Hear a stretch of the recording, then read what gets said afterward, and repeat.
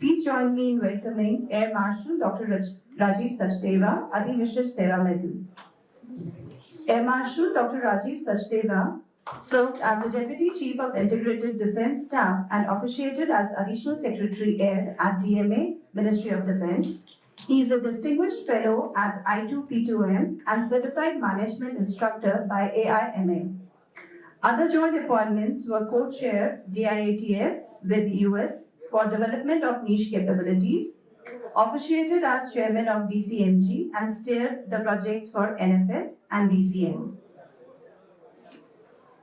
May I call upon Major General Dr. Pavan Anand, Ati Vishesh Seva Medal, to please join us on the stage. General Anand was commissioned into the Corps of Engineers and was awarded the President's Gold Medal at the National Defence Academy for being first in order of merit, and later the Sword of Honor at the Indian Military Academy. General Anand commanded an Armoured Engineer Regiment and Engineer Brigade in a strike corps and was Chief Engineer in Southwestern Command. During the Kargil War, he controlled operations as Brigade Major of an infantry brigade on the LC and later was Colonel Adam in a counter-insurgency force. He has been an instructor at IMA and College of Military Engineering. He was selected for all apex level courses of the military, including DSSC, HDMC, and the NDC, and represented India in several delegations and cooperation conferences abroad. He has been awarded twice by the Army and by President of India for his distinguished service. General Anand is a qualified mechanical engineer, masters in strategic studies, and a doctorate. After superannuating from the Army, he was Secretary General of Highway Operators Association in the private sector. He is currently Director, USI, Center for Atmanirbhar Bharat and Technologies at the USI of India, looking at the intersection of geopolitics, geostrategy, and emerging technologies, having recently pioneered its Cyber Center for Excellence and AI Initiative and Defense Industry. To moderate this panel, I request Lieutenant General Anil Chandra Chair, Param Vishesh Seva Medal, Ati Vishesh Seva Medal, Sena Medal, to please join us on the stage. General Chair is a distinguished retired officer of the Indian Army. That's fine, just drop.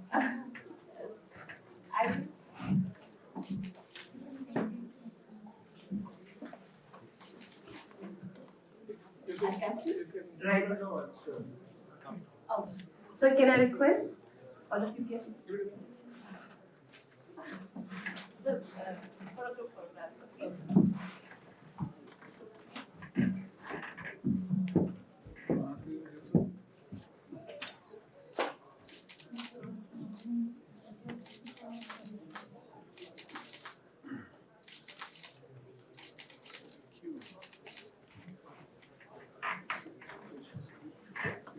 No, your choice.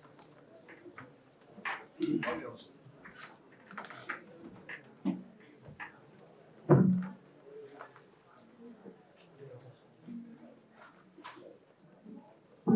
Ladies and gentlemen, it's a pleasure to be standing here in front of all of you and the two of my very, very close colleagues. One who served with me while I was commanding one of the formations, and one Air Marshal who was also my colleague in the Integrated Defence Headquarters when I was CISC. I requested this, my CV not to be read because it is on meaningless. Okay, so we are here to present to you some ideas as to what exactly is Atmanirbharta in the defense and security sector.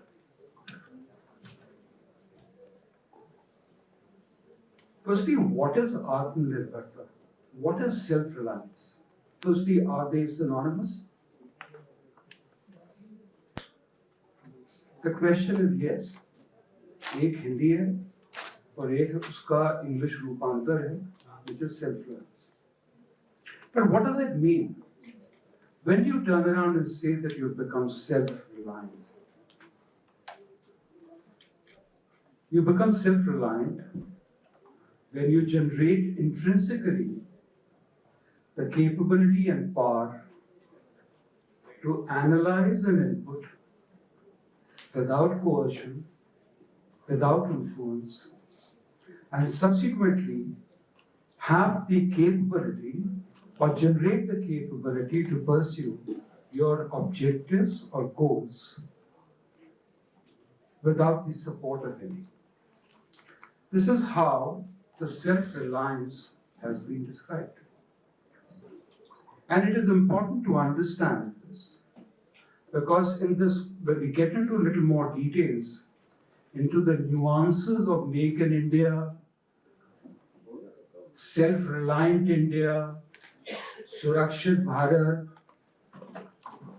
Vision 2047, all these steps would be important, and we would need to understand this in the narrative and context of the journey that we have had in the last 10 years, where major changes have occurred in this particular domain, and what is to happen in next 20 years. It's equally important to understand this aspect of self-reliance, not only in the context of what has happened, because that's passé, that's past, that's history. We stand here in 2024, a decade after the reforms started.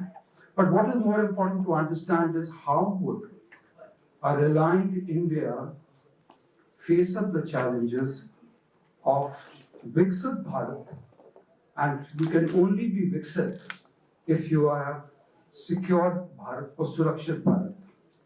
Okay. So before we get into a little more details of it, why do we need it? One is, of course, Suraksha. That's fairly simple to understand. It is equally important to understand that Surakshit Bharat or Atmanirbhar Bharat, to become Surakshit, is important, or it's not an option but a necessity if you are aspiring to grow into a $50 trillion economy by 2047. What is our economy today? 5 trillion was the objective by 2025. You intend to grow 10 times in next 20 years. And when this economy grows, it is not only the economic growth or the diffusion of economy and the well-being, but it is also going to be accompanied by this power which is rising, which is going to be contested, because no power has risen peacefully right from Peloponnesian War, when Sparta challenged the authority of Athens. This rise too is not going to be peaceful. And therefore it is important to understand that we need to generate intrinsic capabilities. Now, what does it do and why is it needed? It is basically because it gives us the strategic autonomy. Autonomy in our decision maker. And remember, ladies and gentlemen, we are not part of any alliance. We can't take the advantage of collective security, which let's say the Warsaw Pact had or the NATO has had. We are a non-aligned nation pursuing interests which are purely driven by our own needs. So if that is to happen, then you need to have the wherewithal, and that wherewithal, when you start to rise, you will require the wherewithal to pursue this. So that's why it is needed. Now, when we started this journey of defense reforms leading towards Atmanirbharta, we all were in service. I was in service and I was heading the procurement. I was the CISC, and we were frustrated. We actually were frustrated because we knew that there are capability voids, there are capacity voids. There is no money which is being paid to the R&D. The structure is archaic, both with regards to the decision making, with regards to policy and structural reforms. And actually there is no money. And if there was any money, although much doubted, but it all went into either the revenue procurement, which is to sustain the force, and whatever was limited, 80-85% of that went into servicing what you had already purchased. So that was the scenario when this effort got launched towards Make in India. And that is the first step that started. For 2-3 years, there was enough confusion.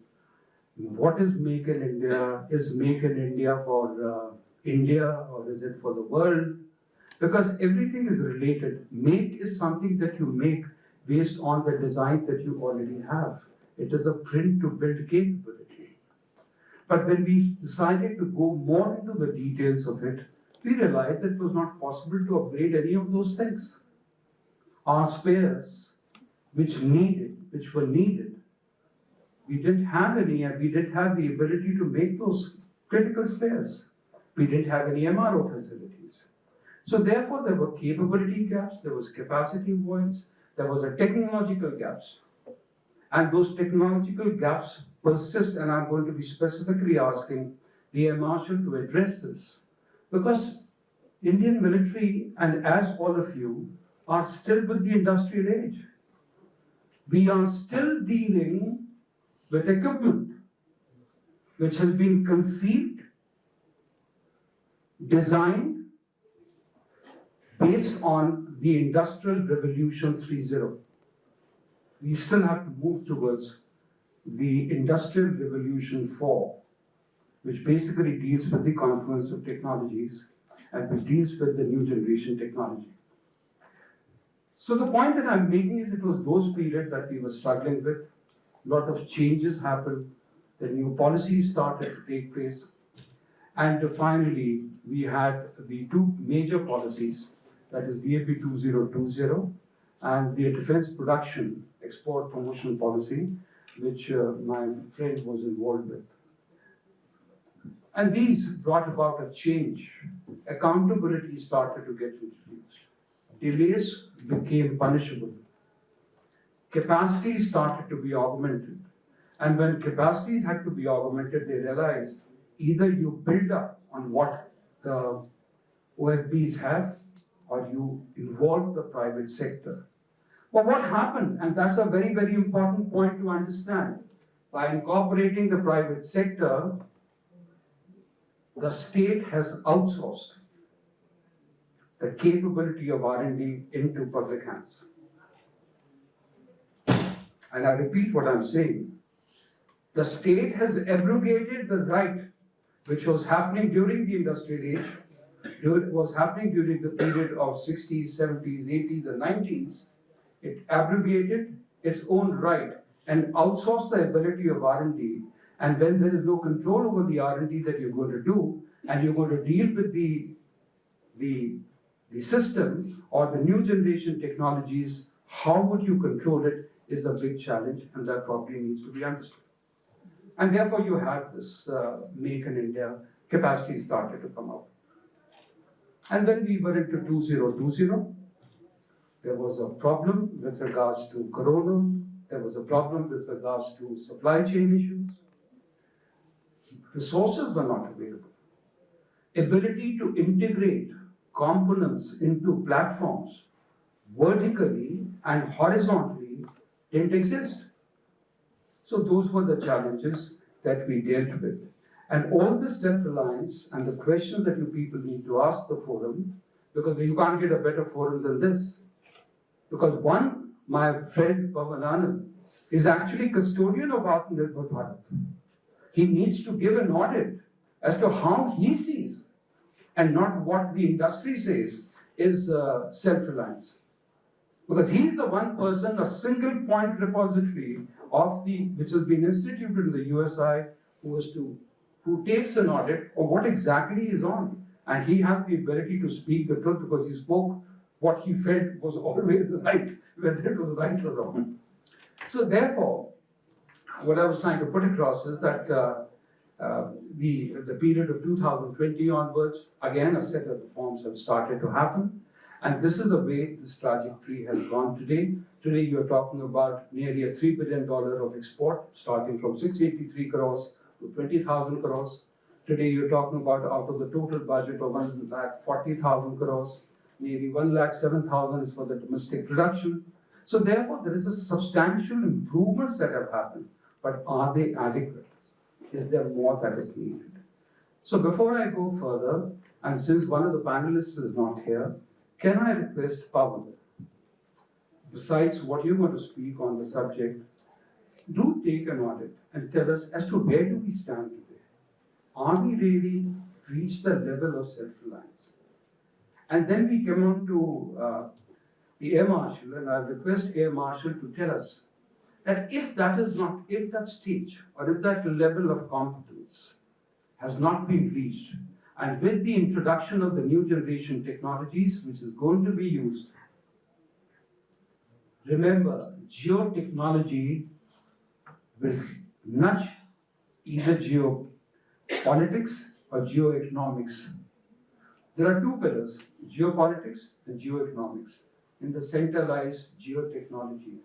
And technology of the fourth industrial revolution has the ability to nudge either of the two to achieve the political dividend. So my question to the Air Marshal would be that where we stand from, where we stand today, and from that particular point, what are the new changes that he believes needs to be incorporated, or is it still going to be DAP 2020, which he wrote? Thank you. I'll follow your lead.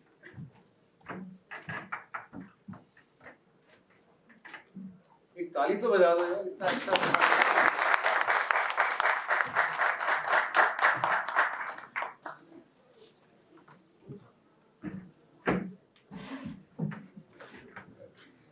Good afternoon, ladies and gentlemen. What do I say when my ex-corps commander turns around and tells me carry out an audit? Now, I don't know whether I should actually audit or whether I should tell everybody what he wants me to say. But he knows me, and he used to call me the angry young man in his corps because I would always tell him what I felt. And the good thing was that he would always listen to it. Whether he took it fully or not was a different issue. But let me tell you something about him which I always felt is well, only great people do. So I had to conduct my brigade exercise. It was a massive exercise, and I told him, "So you have to come for my final exercise." So we were in the deserts, we spent a lot of time, and then I sent a message across back to Chandimathur to say that we are ready for the corps commander to come, our exercise is about to commence. The BGS said, he knows what you guys do, will it be worth his while? I said, I'll make sure it's worth his while. So he came, he was to come for about 2 or 3 hours. He was with us for 6 hours, went into the night, flew out, came back the next morning without telling me, overflew my entire brigade, which was traveling over about 80 kilometers, landed at a helipad, which I was then told to make sure that he lands on it, and then came right up to the front where we were carrying out operations on the simulated enemy. And then when we finished, when he was going back to the chopper, that's what great people do. He says, I've learned something in our exercise, and I know what to do in my exercise. He didn't have to do that. So, this is the kind of way people build others. That's how you build your people up. And when we actually went into the core exercise, the brigade would just sail through along with his formation. It's not so easy with Atmanirbhar Bharat. So, General Chet said, it's going to be a peaceful rise, hopefully, and I would put it this way. We can hope that it will be a peaceful rise, but we have to be prepared for a rise at any cost. We have started talking about self-reliance. When we started off after independence, we spoke about self-sufficiency and PSU giants came up. Then we realized you can't do everything on your own. So we said, let's go into self-reliance. Self-reliance is a modified version of self-sufficiency. You can never be fully self-sufficient. You have to be dependent on a few people, but up to what degree is what matters. And then we had President Abdul Kalam, when he was in the DRDO, he came up with something called the Self-Reliance Index, which he was trying to define. Never got fully along. In fact, it is a very difficult thing to do, but he gave some guidelines, and we are still trying to figure it out as to what kind of an index we should make for ourselves. But that is theoretical. And it is after the Kargil war, when the K. Subramaniam committee came in, we realized that we definitely have to be self-reliant. And I had the honor of conducting K. Subramaniam at my brigade when Kargil was happening. What are we looking for? We are looking for a changeover from manufacturing, and that's the audit that you asked me to do. Fortunately, I have some figures with me as well, because General Chair has this habit of catching you by surprise. We have taken up Atmanirbhar Bharat as a manufacturing challenge. To my mind, it's not about transfer of technology, it's about the next level where we are today. It is about indigenizing technology. It's not about getting technology, it's about developing your own technology. And we are on our way. Today we are at 4G when it comes to telecom. We are going into 5G. We are still dependent on others. When we go into 6G, and we are already working on it, we will be 80% indigenous and only 20% will come from outside. So we are on our way. 6G is going to be ours. So don't let anybody tell you that it's all fluff. I think a lot has happened, and the three of us here have seen it happen through our service. I was in 3 procurement appointments, including international procurements. And I've seen it change over the time. I've seen the whole atmosphere change. There is a buzz. Today there's an outreach from the military to industry. Not enough yet, and we'll talk about that. But let me first give out some figures to substantiate what I said. India's defense budget of 2024 is the 4th highest military budget, $74.7 billion. 4th largest expenditure in 2022 as well. But what have we done? We've set a target for exports of 6.02 billion by 28-29. And I'll compare those figures as we go ahead. The interim budget of 24-25 spoke of $2.9 billion being allocated to DRDO. There was a corpus of $12 billion, 1 lakh crore earmarked for deep technologies, not only for DRDO. So there is a huge amount of funds now which is being allocated to development of technology.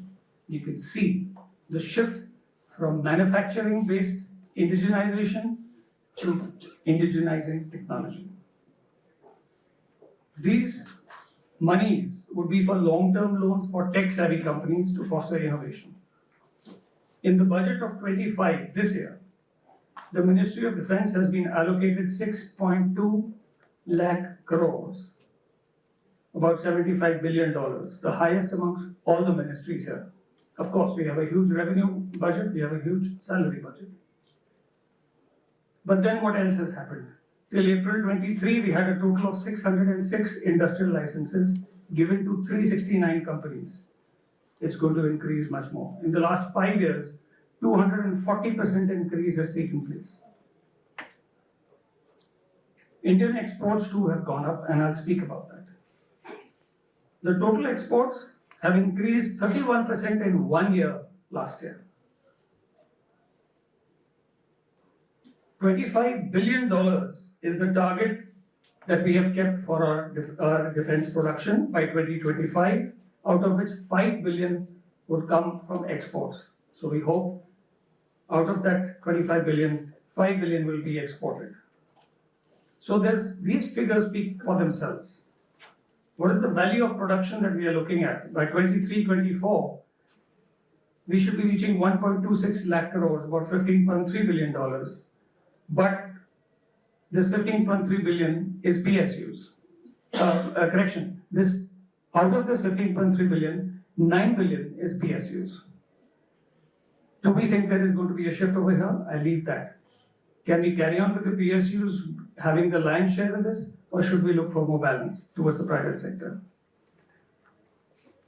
As it comes to exports, in 2019, India ranked 19 amongst the exporters in the world. It is going to jump up tremendously. We were exporting to 42 countries. We are now exporting to 85 countries.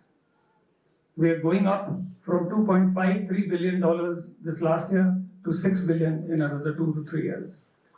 So that gives you kind of a sense as to how much is happening.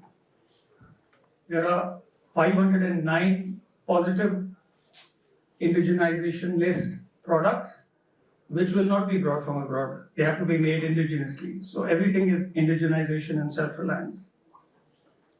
Now India ranks 12 amongst Indo-Pacific countries in self-reliant arm production as per SIPRI. And I have no doubt that in the next 5 to 10 years, I think we will go from 12 to maybe about 10 or 11 in the next 5 years or so. So what else has happened? I'm sure you're all aware of something called the IDEX, which is Innovation in Defense Excellence. A large amount of money has been put across for that, $14 million in 23-24. There are issues there and we could discuss that as we go along.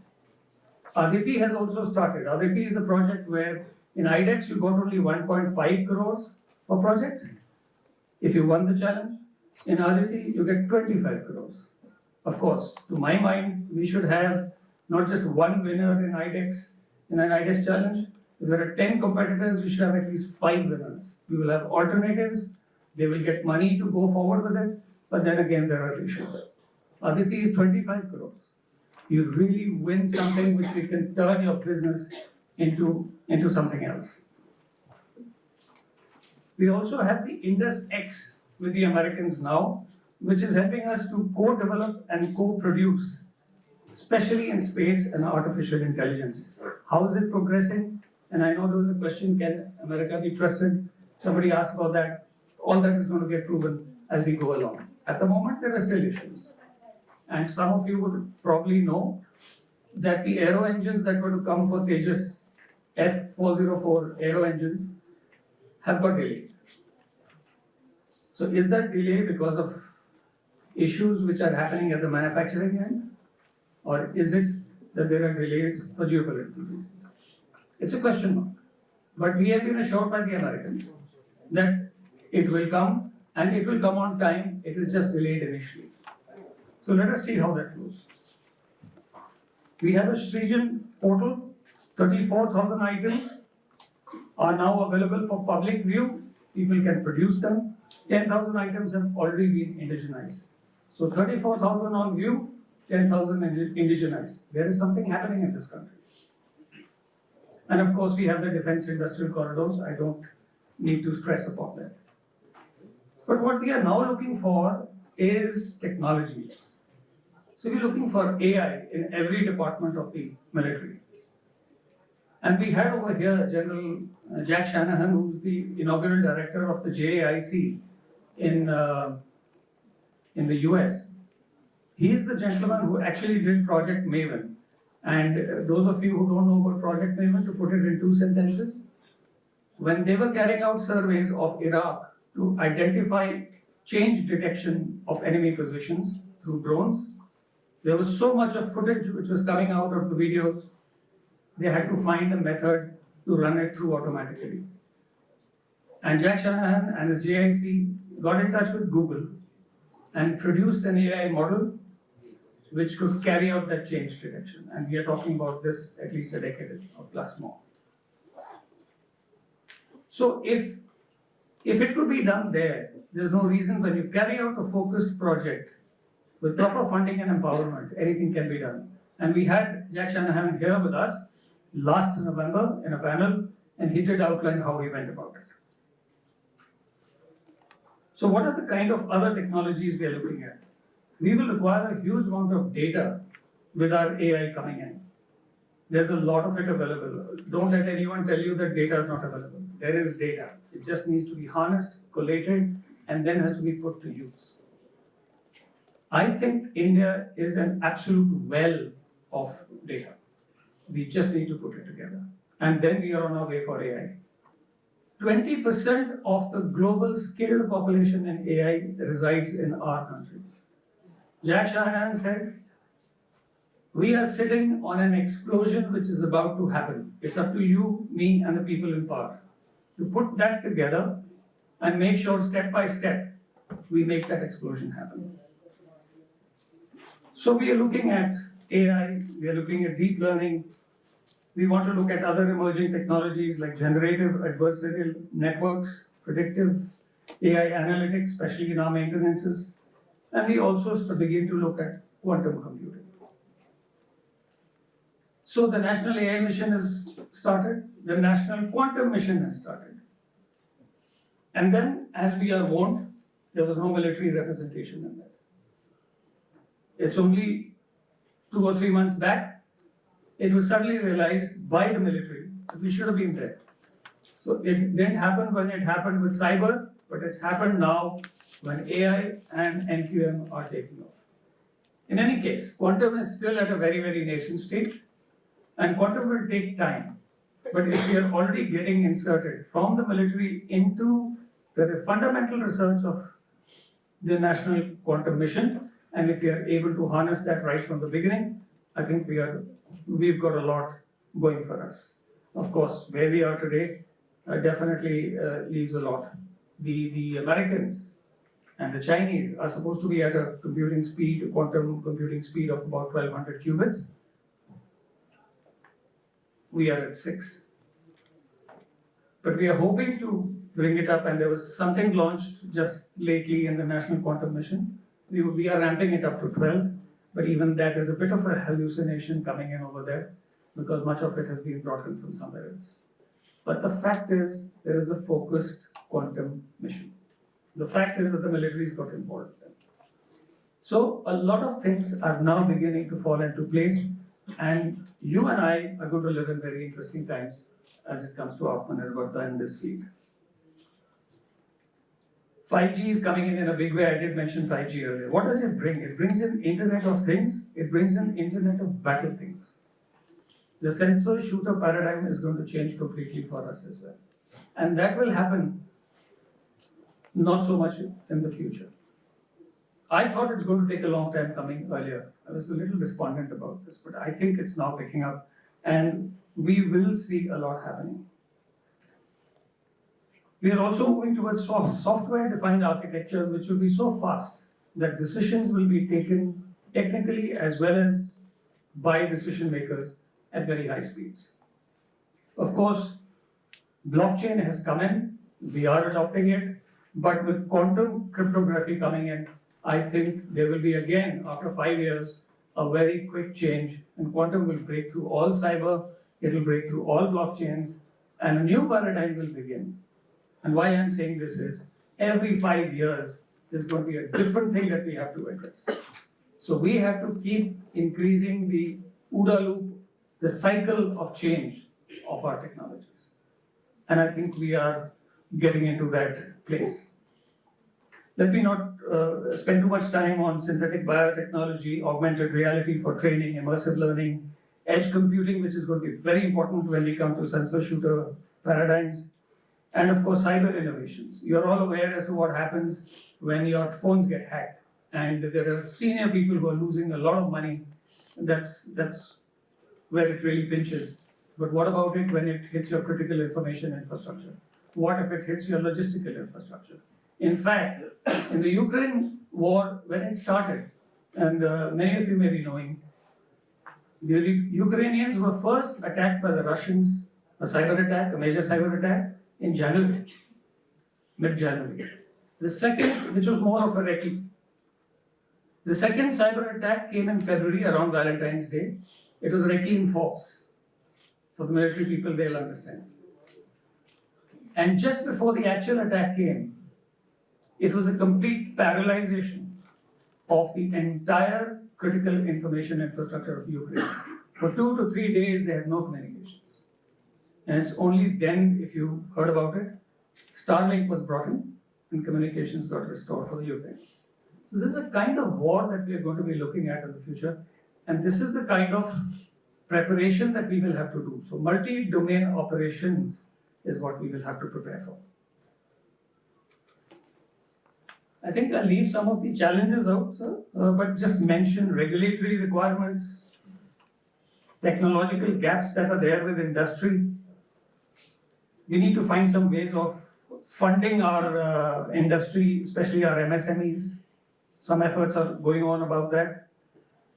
Smaller industry has to be able to compete with state-owned industries.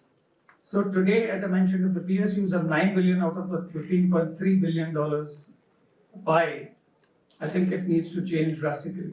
I think the private sector should at least go up to 10 billion. And their funding needs to be done. They also need to get into R&D, and General Chair did mention about it. There are supply chain issues. Look at the way it strategically works.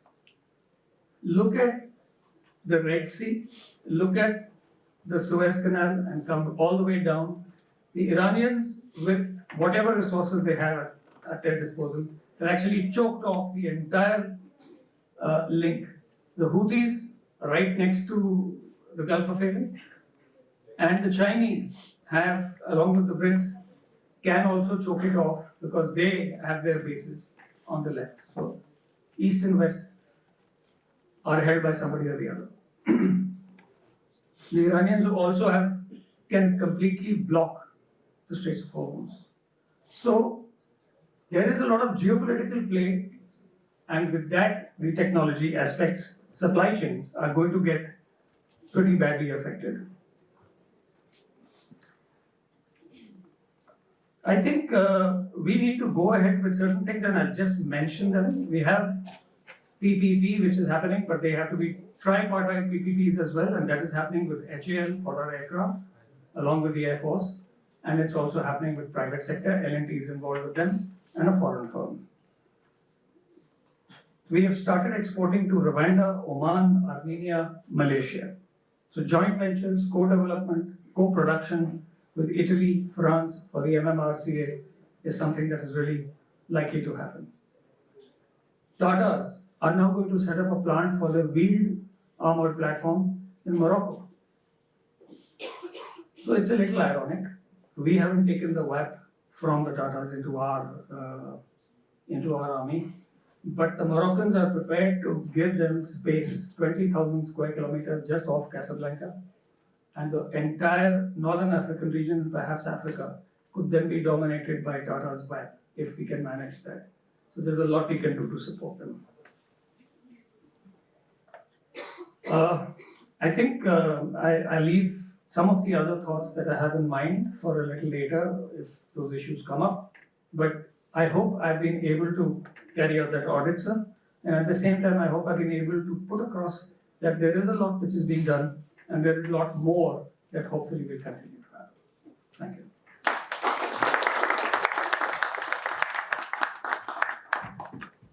Second speaker, if he goes on to his script in the evening like this, I'm sure all those who were just about holding yourself go out to sleep. So I'll not do that. So I'll straight away come to the questions and the target which General Chair has thrown at me. He was my CISC, and first of all, I liked his hairstyle that time. I didn't know the Armored Corps normally maintained this kind of a hairstyle, so I had to go with that. And by the time we got accustomed to each other working, because my immediate Lieutenant General that time was a little busy with the court cases, so the two of us were functioning together. I was lucky to work directly under the CISC. My posting came. And from one post in Delhi, right under his nose, I went off as the Commandant-in-Chief once again under him. And there, I had nobody stopping me to grow that institution because his hand was on me. So if at all we have performed is because of him, not because we were good. It is just because General Chair. He mentioned that DAP 2020. Let's get back to that. All those who don't know what is DAP 2020.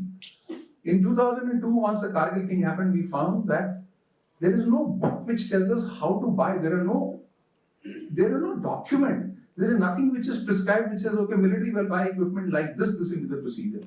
So that procedure came up as Defence Procurement Procedure 2002. Every 2 years, 3 years, it will go into revision. Finally, when Mr. Modi made a statement in 2014, let's make in India.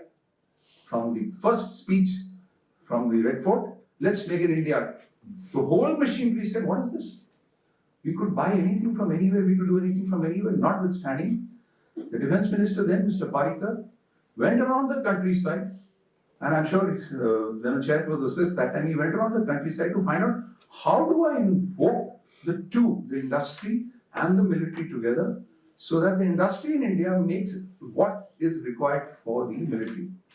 He spent good about a year and a half, and finally 2016 came out, the DPP 2016, which was aligned to Make in India. A beautiful document. He had come to CDM. In CDM we teach all these subjects. It was very interesting the way he went around the whole countryside, and finally this DPP 2016 came.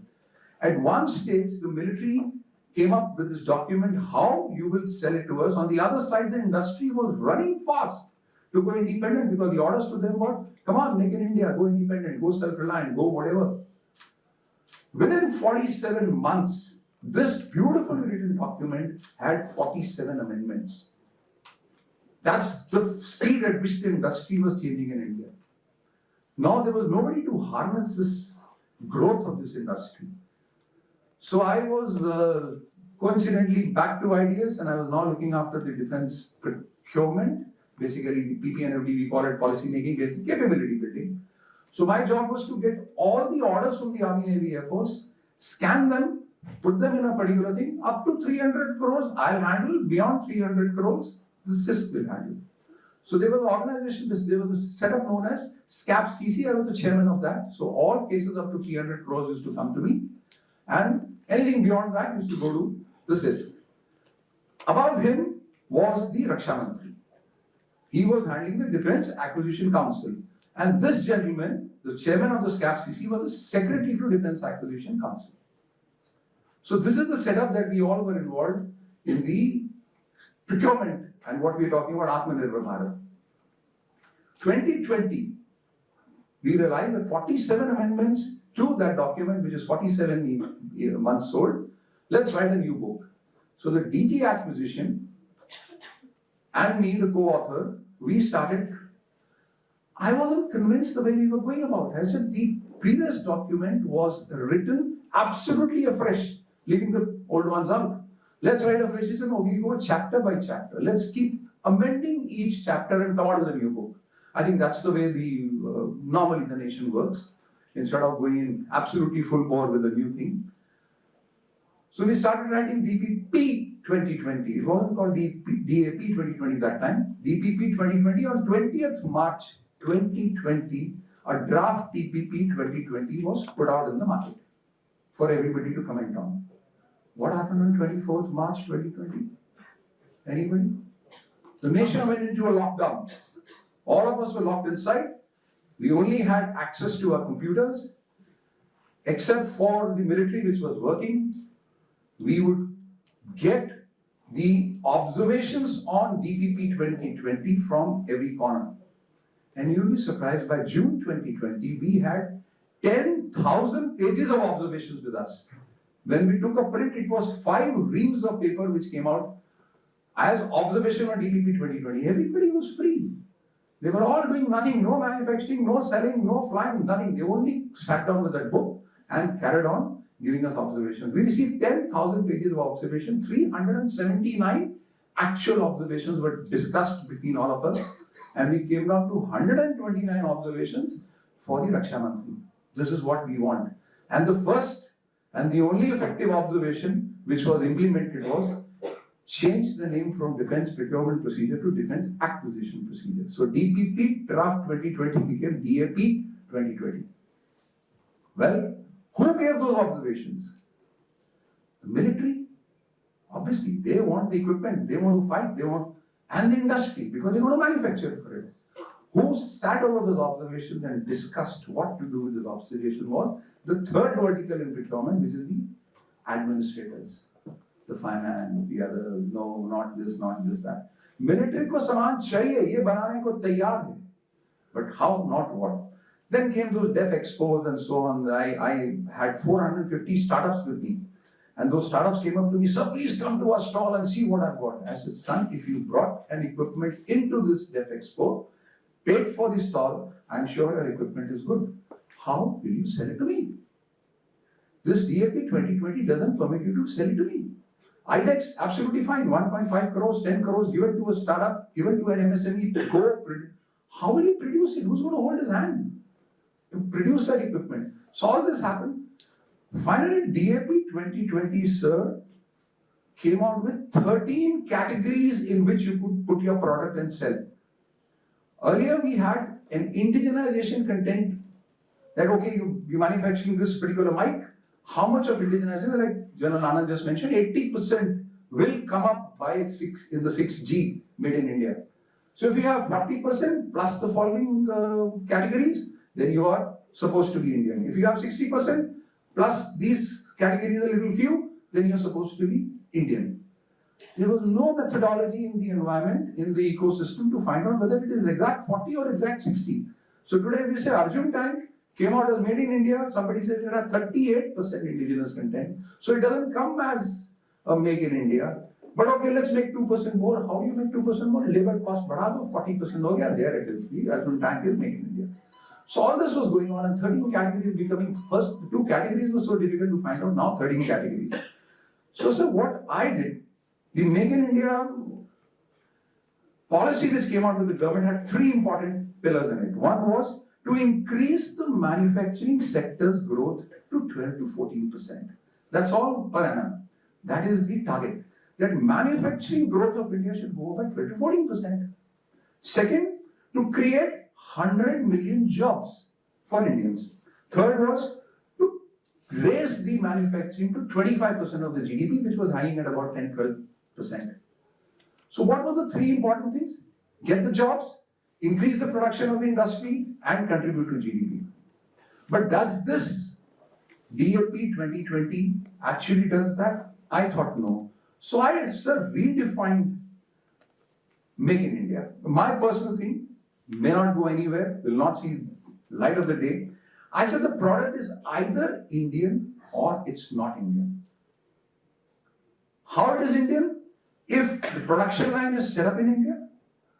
Second, the technology is owned by the manufacturer, whether he bought it, whether he stole it, whether he hired it, what he did with the technology, I don't care. Today I have to find out whether the IPR which he's got, is it certified? How does it make a difference? As long as the company's law has certified that he owns the IPR. The jobs are created in India because the production line is in India. Taxes are paid to the government. That's what is going to help me build my economy. And supply chain management is in India and it comes in the market as an Indian brand. So what? Tata went and bought 2 brands of Ford. Today those brands are Indian brand. How he bought, what happened, the entire line is going to come up here. So this was one thing. And what is not Indian? Not Indian is something which is not contributing to this. That means I've set up a production line in India for a particular time, for a particular order. After that I close and get away. And second is outright purchase from abroad. So I thought it will become very simple when if we keep the Make in India target in mind. Well, the next thing which was happening is MSME, startups, all this is happening. What is happening with MSME? Does he know how to sell it to us? Time has come, sir. So many IDEX and all, he's already said what is happening for the MSME. I came up with another thought process during my tenure there. Defense, MSME and startup portal. That means any startup or a defense has got a product. He's already on an R&D. He's got something on the drawing board should be available on the portal. The defense wants a capability 5 years hence. It is available on the portal. The details of the specification of the product which this individual is making, per unit cost and any other pricing mechanism, production capacity, delivery capability, life cycle support and upgrade packages, source of technology, company's registration, details under the Indian Company Act, the balance sheets and source of funding, international engagements for IPR funding, etc. If it comes onto the portal, approved by the Defense Production Secretary, and now I want to get them connected with the military. How do they get connected with the military? Today the vice chiefs have got a power of 300 crores, absolute power of the vice chief. Now vice chief goes onto this portal and finds that these are the equipment which are available. They are going to cap my so-and-so military wide. Today when I go and buy a mobile, I don't carry SQRs in my hand. Okay, what are my SQRs? What are you selling? No, I see a mobile and see, okay, it fits in here. So there are a million voids with the military. Product is available, made in India by the small boys and girls, and that particular product can fit into my so-and-so void. I just place an order. The procedure thereafter I've given how the SQRs will be made, what will happen, how will it be checked, and how will the trials happen, and what will happen if he fails in the trial is a different thing. But time has come to connect the MSMEs with the military directly instead of routing them through this defense acquisition procedure, which I believe has again commenced. The revision of that book is already commenced. And let me tell you, have said in many forums, this time let the industry come up with the book. Okay, this is how we will sell equipment to the military, where it will cap the military price. I leave it at that, sir. Thank you.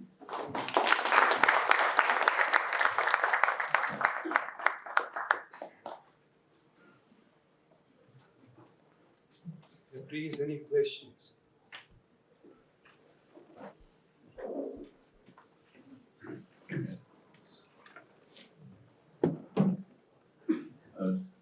Thank you very much, both the presentations and General Chair's initial remark actually is the nail on the head.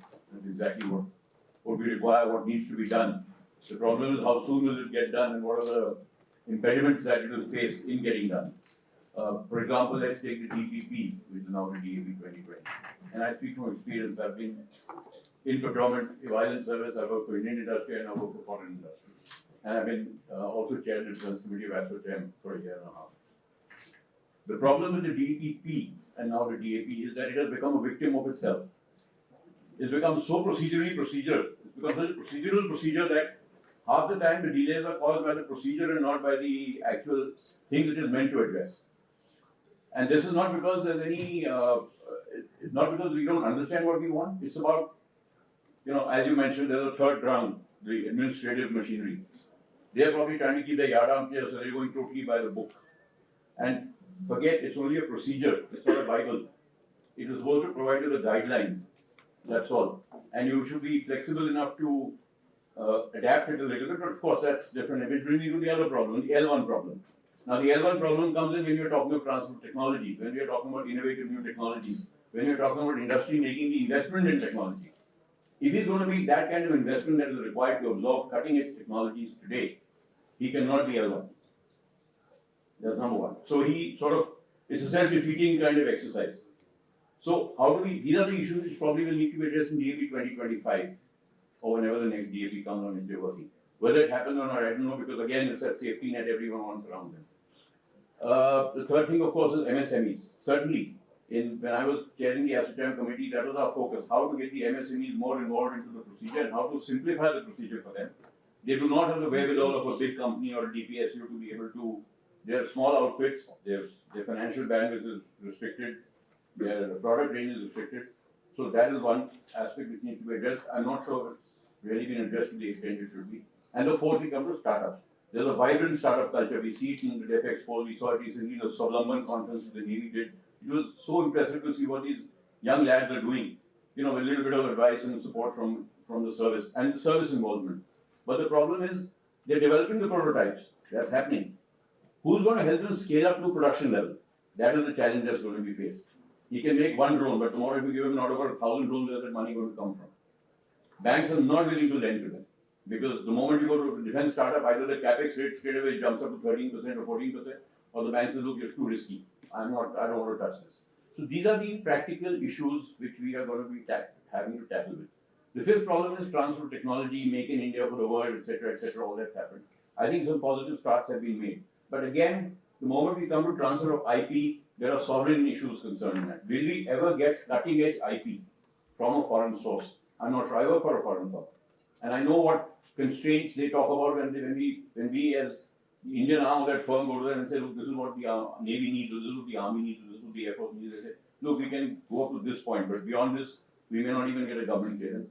And are we really willing to share that kind of cutting edge technology with somebody else at this point of time? We spend billions of dollars in developing the technology and we're not going to hand it over. So these are some of the challenges that I think we need to really address in the whole defense procurement ecosystem and towards making India Atmanirbhar, which is definitely a requirement. We burned our fingers many times. We burned our fingers when Soviet Union collapsed. I was commanding a submarine at that time. I know how difficult it was to go to sea and meet our operational requirements because there was just no spare available. The second time we had a bad experience was after the nuclear blast, when the West put sanctions on us. We were back in the same state. So I think we burnt our fingers a couple of times, and so we have learned lessons. But whether we've done enough to address those is probably the question. So any opinions from the panel? I think what we can do is we can take a couple of more and then probably we'll be able to answer all of them together. Yeah, please.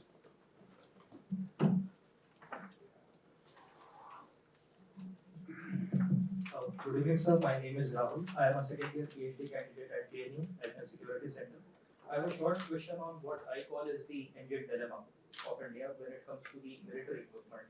What has happened with the GE delays has happened 25 years before also with the F404 engines. As sir mentioned, after the nuclear test, those engines didn't come in well. Not just the military aircrafts, even India's civil airlines would require indigenous engines. Ships, from my limited knowledge, are ships, battle tanks, submarines, all have been wanting indigenous engines. So, in Atmanirbhar Bharat, is there a roadmap as to how we achieve this in the military domain as well as the civilian domain? A slight qualifier, sir, recently, a certain company ordered 300 Boeing jets, Boeing or Airbus. All of that money is going to go outside India, the plane as well as the engine. Had that been indigenized long back, we could have saved a lot of money and other issues would have been taken care of. So the question is there a roadmap to resolve this engine dilemma? Thank you.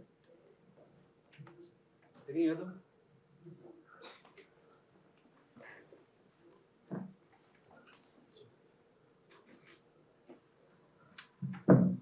General answer.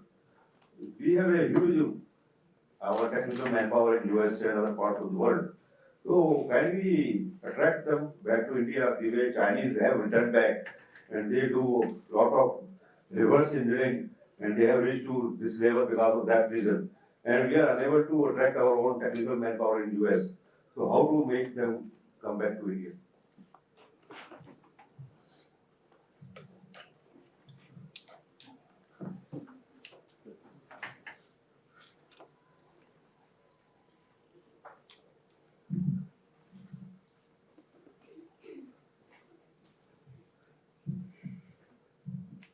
Thank you for taking my question into consideration.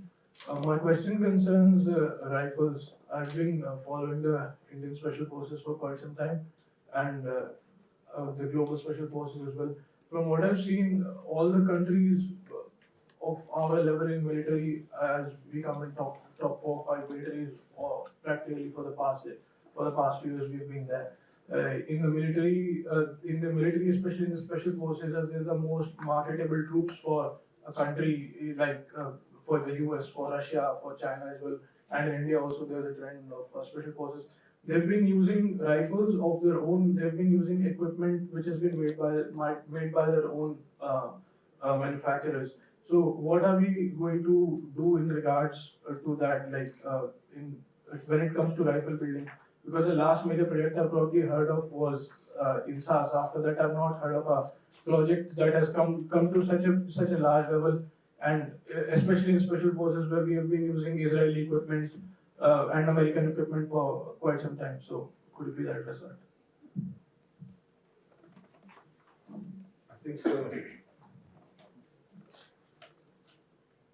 I think the points that you've raised are very, very important.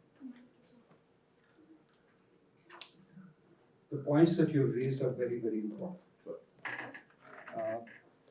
And that is what I was wanting the Air Marshal to address, especially with regards to future technology.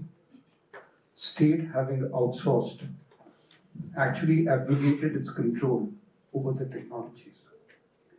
The new generation technologies of the fourth revolution are dealing with something which state can't control. So therefore, how would the procurements happen? And you alluded to some of those. How do people put their money? How do you go into the technology quotients versus the L1 syndrome? How do people put up this with regards to the applications are live issues, and I will request the Air Marshal to address. Or some of the other issues that you raised with regards to scaling up. Sorry, anything? With regards to the MSMEs and startups and FDIs, I just answer some of the other issues. You're absolutely right that nobody gives technology just like that. It will surprise you that as part of the offsets, how much is the offset discharge with regards to technology taking place? Nothing. FDI in the cutting edge technology, which is under 100%, that means people can invest up to 100% and therefore can exercise certain amount of control. What is the kind of money which has come inside? 6,000 crores in since the time the FDI was initiated. Talking about the startups, I myself run an accelerator. I run an accelerator. I'm a venture capital fund which is dealing with technology, which is dealing with the unmanned system. And unmanned system in all the three domains, as well as the space and the robotics. So seeing the problem that you just ascribed to, what has been done is that the platform itself has started to create the capability to provide the wherewithal to the startups. And the exit plan and the IPOs are part of that process, that based on the orders that he gets, it will be possible to exit out, introduce the money, whether through the IPO route or through other institutions, and ensure that the scaling up takes place. But I've recently, with regards to a very future technology of fuel cells, we are dealing with a challenge where, with regards to the proposal, we had to actually work out an investment plan and an exit plan as to how should he succeed, because he will succeed. He will succeed, and he's already into the product stage as to how does he get the money to scale up. Because in 1 year time frame, we are looking at an order growing from a 2 crore to a 200 crore company. So you are absolutely correct that there is a big challenge with regards to a lot of interaction has actually taken place. Whether you talk about HIM-drone, what is that? HIM-drone, then Eastern Command recently had. Actually, I'm very surprised to see that at the level, the delegation and the democratization has taken place to a level where right up till core level and division level, people are being asked to come and demonstrate their products, put them into applications alongside the tactics so that it can be demonstrated, the capability can be demonstrated. Because there are enough videos. If you want, I'll help you. You can get in touch with me as to the weapons which the SF has. And I think they have a lot of new generation weapons. It is not confined to INSAS. In fact, recently only 6R and so many other weapons, 203, so many other weapons have come about. My question was not concerning modernity, it was about the indigenous manufacturing of weapons. Right, so it will take, these are the indigenization, control over technology, there are a lot of other issues as part of the ecosystem which have to be factored in with regards to production. But slowly and progressively it is happening. I would request you to address me this question because that's a question that I have for you. How the modern technology, whether it is dealing with as related to data and exploitation of data, whether it is quantum, whether it is whatever else which is there in 5G, 6G, how eventually it will pan out, and what should the DAP look at creating in terms of structures to regulate. Just to answer your question, you heard of AK-47? Now we're going into AK-203. It's being built in India. Okay? So that should. 38,000 have already been produced. And we're going to do lakhs and lakhs of it. So I know the figures, so I'll not tell you that. AK-47, AK-56, this goes as per the number of years. I think that's the way it is. Now we're going to 203, which Russians even don't have it. We are manufacturing both of us together in India. So that should rest your worry. Don't worry. Sir, when I spoke about the 10,000 pages of observations, what the industry told us, I brought 4 or 5 of them. It says it hinders the growth of private industry in defense sector. That is one of the major observations which came from the industry. Non-playing field for DPSU and private industry. And provisions of nomination of DPSU shipyards and not giving it to open, not opening it up. And certain things were only fixed for DPSU and OFBs. So as soon as September 2020, when the DAP 2020 came out, quickly the industry came to the RM and he said, this is not done. So these observations have not been addressed. So now what they've done is they've made it open to both. That means industry, private and defense will do it. Certain things have been shut off from the DPSUs, only private will make. And these challenges have come up. So now the Air Force has, they call it Baba Meher Singh Challenge. So they've thrown out 100 challenges to the industry. 100 small industries and big industries have caught on to those challenges. These challenges are the voids which they have. So now the new technology is being done. Wherever the Air Force says yes, now the money is allowed to be put in to start that work, at least by the Air Force. Same Army is doing. Army is actually well ahead, sir. Navy in any case is building everything of their own aircraft carriers. 75 challenges. So this is how the 3 services are going. They're finding ways and means to actually induct the whole system into it. Sir, earlier when our budget was $500 billion, our defense, the total India GDP was $500 billion. We were getting 1.6% of the GDP to us and 1% to R&D. As the budget kept, in 62 or 65 war, it jumped up to 3.5%. In 71 again, it went to 3% of the GDP. Then again, now it has dropped down to 1.4%, but our GDP is almost $4 trillion.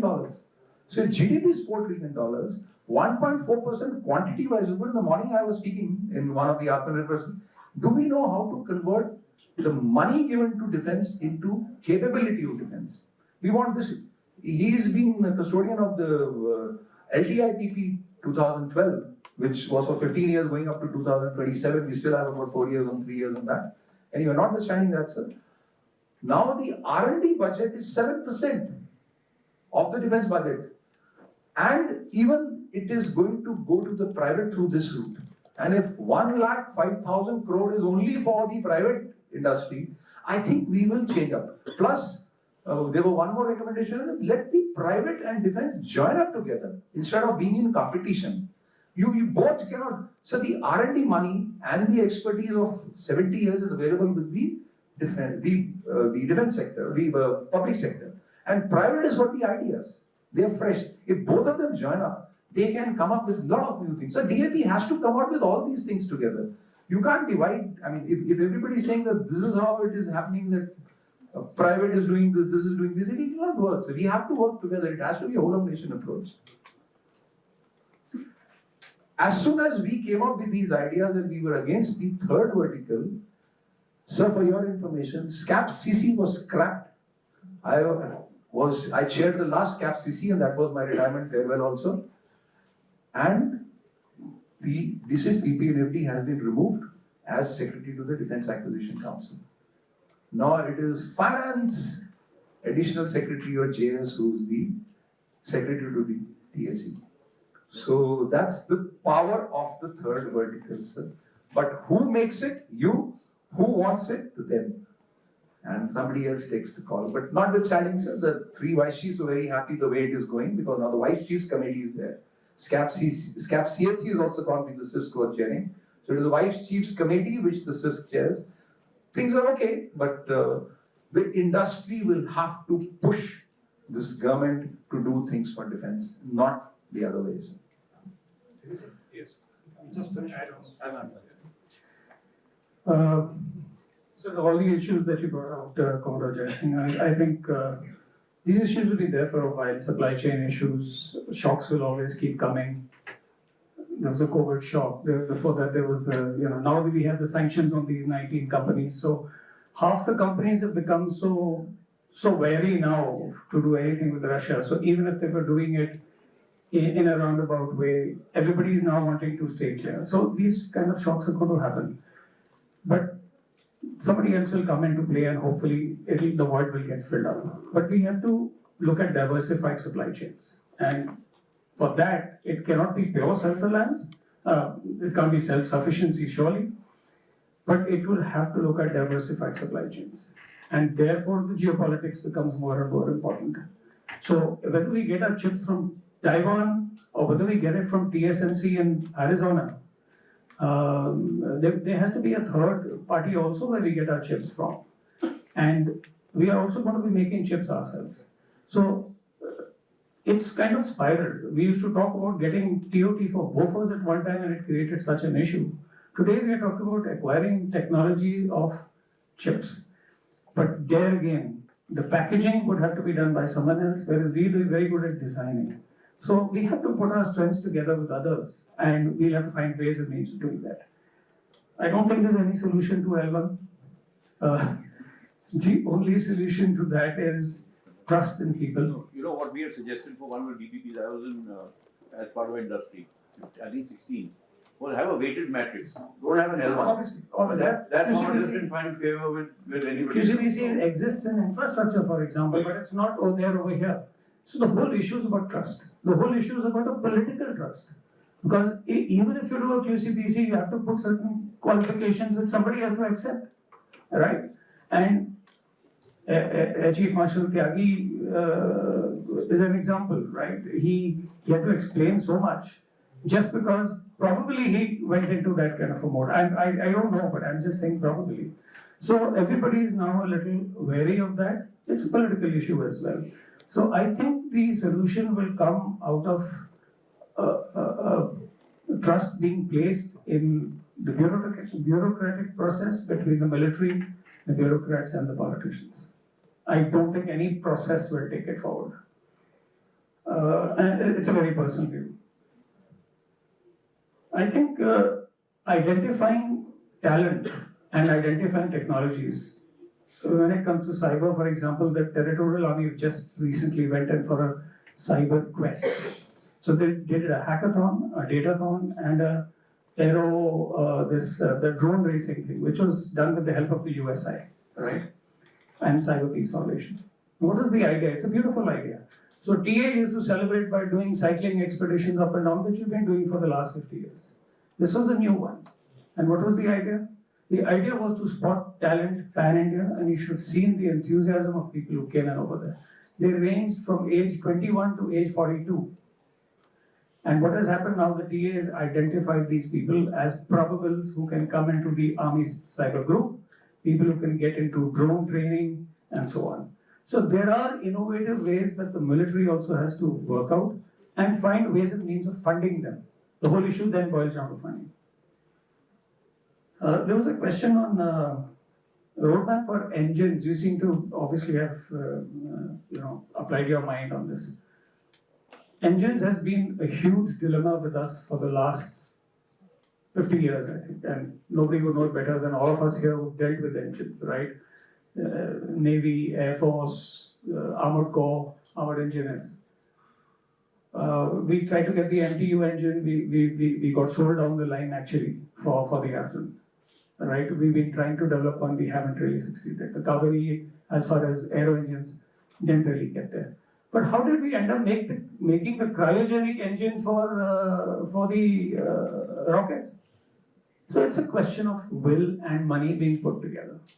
I think that's what's going to happen. It's happening, to my mind. And how it's happening is, again, diversification. We've brought in Safran from France. We've also brought in GE from the US. And we have also spoken with the Russians regarding the Su-57 engines. Now, whichever comes, and whoever can help us, and whoever agrees to the terms at which we want that to be, and I think we'll get closer to it with the C-295. The same thing is happening with the AIP, the Navy would know it better, for the submarines, the air independent propulsion, right? The Germans never gave it to us. We started scouting around, we went to the Koreans, then we went to the Spaniards. Now suddenly the Germans want to give it to us. I don't know whether that's a ploy again, but we seem to have made some grounds now. So we have to find innovative means. Mr. Dodeja asked this question about how to get technical manpower back. It's a golden question which you asked actually. There are people waiting to come back, sir. I have met so many people who want to come back and do something for their country. And they are people who spent 15, 20 years in tech in the US. They don't really know how to contribute here. We don't have a system of harnessing that, and we really need to do something. There has been a little bit of a trickle back, and some of it has been voluntarily by them, and some of it has been facilitated by the government. No point giving you examples. I can give you 10 examples just now of people who come back, some with government help, some without. Some have been incentivized by government, and they're coming in here and setting up chip manufacturing, right, from the US. And they are, let me tell you, if I give you one example, you will probably catch on to that. They are the ones who were stolen from us during the DTTI and taken away to Colorado, and now they're coming back to make chips for us over here, right? So there are examples. We need to incentivize, we need to find ways. In fact, I would put it the other way around. We don't wait for people to want to come back. We need to reach out and get them here. We don't steal them like the Chinese did, but we will still offer them. And if they would like to help us, why not? There are many, and we need to find a way to do that. And there are many ways to do that, I'm sure. There's a chap who's making FPGAs. They're very advanced circuit boards, whom I know could not sell them in India. He has to sell them abroad. Now when he's getting good business in the US, we have to harness him here. So we ourselves have to be aware of it. And I think what we need to do is, we have to set up a scouting kind of an organization which probably does only this, and we would get a 5x, 10x benefit out of it. So that's why I said it's a golden question. Just the last one, I don't want to take too much time. The young fellow here who's asked about the rifles is left, so I'll just leave the question. Yeah. But just to put it, he was asking about special forces weapons. We've just barely started making AK-203s. So we will hopefully start making an MP5 or a Glock or whatever we want for these guys. But it'll take time. And probably that's what he was trying to ask us. But it's so nice now that we have the AK-203 coming along, and we have the machine pistol which has been homemade by Colonel Bansor lately, which has been put in with the special forces. So things are happening. We have Major Mishra, Ajit Mishra, who's come up with a beautiful bulletproof jacket. So some things are beginning to open up. Not much is, a lot more has to be done. But these are green shoots, I would say. I'm good, sir. Thank you very much. It was a pleasure to be here. It was so wonderful. Thank you, sir.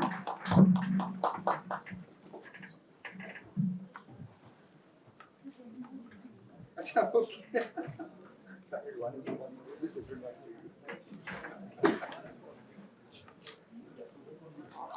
Should we make a choice?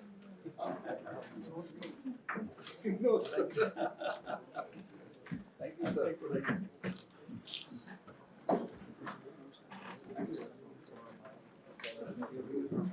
Thank you, sir.